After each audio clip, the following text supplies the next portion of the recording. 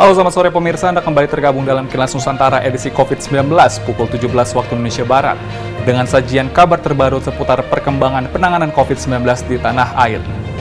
Berita pertama, juru bicara pemerintah untuk penanganan COVID-19, Wiku Adhisa Smito, memastikan penyelenggaraan PON 20 di Papua tetap mengedepankan protokol kesehatan. Selain itu, sejumlah pembatasan telah dilakukan sesuai dengan instruksi Mendagri nomor 46 tahun 2021. Selanjutnya kita beralih ke Provinsi Jambi. Pemirsa, kasus pasien terkonfirmasi positif COVID-19 di Jambi dalam 1 bulan terakhir melandai, sehingga Gubernur Jambi menutup 2 tempat isolasi terpusat pasien COVID-19 dan mengembalikan ke fungsi semula. Kemudian dari Pekalongan, Jawa Tengah, pemirsa, Otoritas Jasa Keuangan (OJK) wilayah Pekalongan menyerahkan 3.000 dosis bantuan vaksin kepada pemerintah Kabupaten Batang.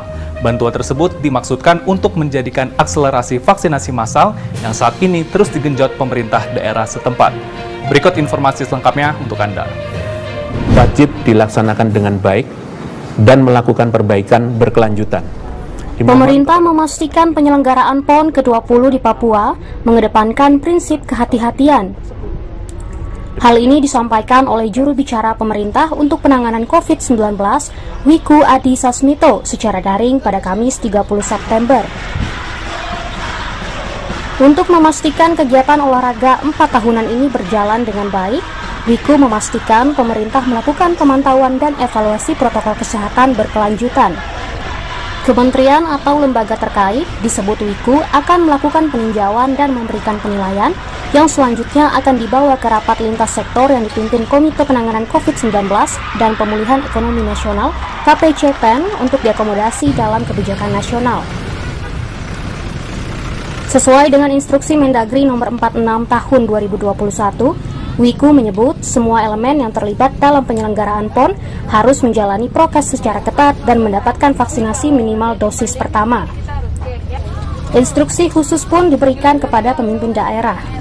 Instruksi khusus diberikan kepada Bupati Jayapura yang menjadi tuan rumah upacara pembukaan dan penutupan PON 20, yaitu pembatasan jumlah penonton maksimal 10.000 orang yang sudah termasuk VVIP, VIP, Pas Pampres, TNI Polri, dan tenaga kesehatan.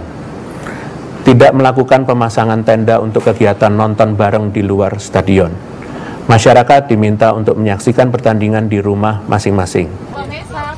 Seluruh penonton diwajibkan menjalani pemeriksaan PCR atau antigen dan menunjukkan hasil negatif COVID-19. Wiku menyampaikan bahwa penyelenggara diwajibkan menyediakan fasilitas kesehatan, ambulans, beserta tenaga kesehatan di sejumlah titik tertentu baik di dalam maupun di luar stadion. Tim Kantor Berita Antara mewartakan.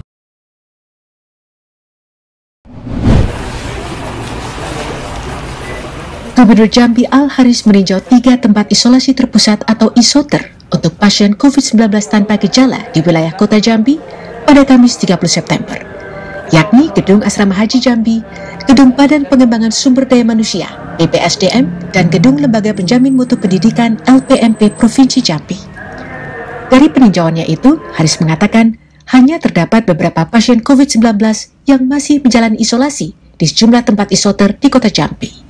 Seperti di Gedung Asrama Haji terdapat 1 orang pasien, di Gedung BPSDM terdapat 6 pasien, dan di Gedung LPMP 1 pasien.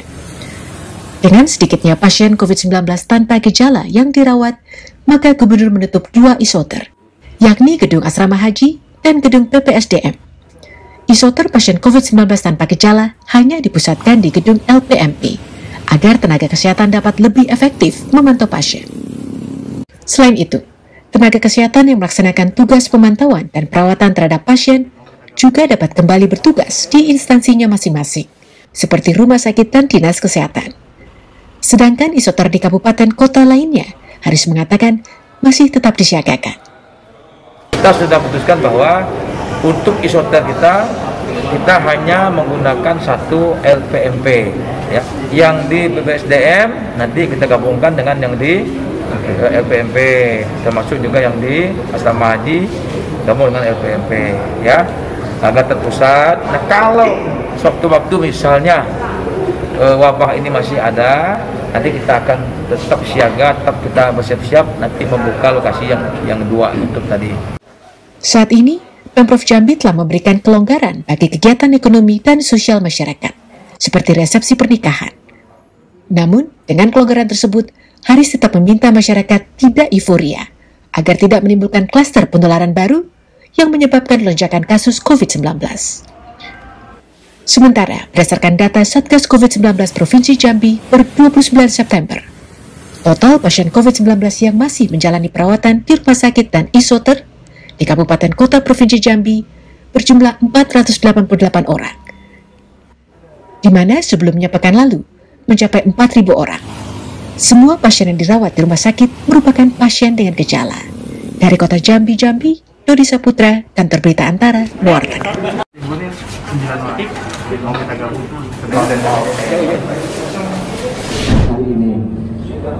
Bapak Gubernur dan Pak Ketua yang kami hormati, dari Jawa Tengah. Sebanyak 10 juta dosis vaksin yang merupakan alokasi Otoritas Jasa Keuangan OJK hingga Desember 2021 mendatang mulai didistribusikan kepada pemerintah daerah di seluruh Indonesia. Untuk Kabupaten Batang, Jawa Tengah, bantuan yang diberikan mencapai 3.000 dosis dan 100.000 dosis tambahan masih diupayakan menyusul untuk membantu percepatan vaksinasi nasional sekaligus bagian dari rencana pemulihan ekonomi nasional melalui pencapaian kekebalan komunal.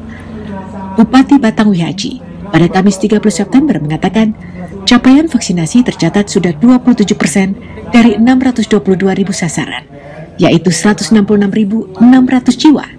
Meski tergolong rendah, karena pasokan vaksin sempat tersendat setelah gelontoran bantuan vaksin dari berbagai lembaga seperti OJK yang akan mengupayakan tambahan 100.000 vaksin dan BKKBN 154.000 vaksin diharapkan mampu memperlancar akselerasi vaksinasi.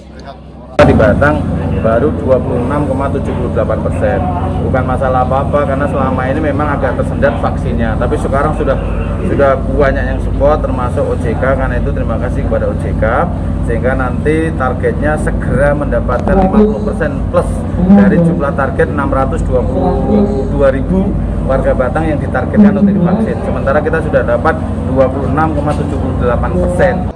Sementara itu, Kepala Kantor OJK Tegal, Ludi Arlianto, mengatakan kesadaran masyarakat untuk sukarela menerima suntikan vaksin COVID-19 merupakan hal yang patut diapresiasi, sehingga pemerintah harus menjamin ketersediaan vaksin. Sebagai bentuk dukungan akselerasi vaksinasi massal, OJK hingga akhir tahun ini akan terus membantu Pemda untuk menggenjot vaksinasi massal.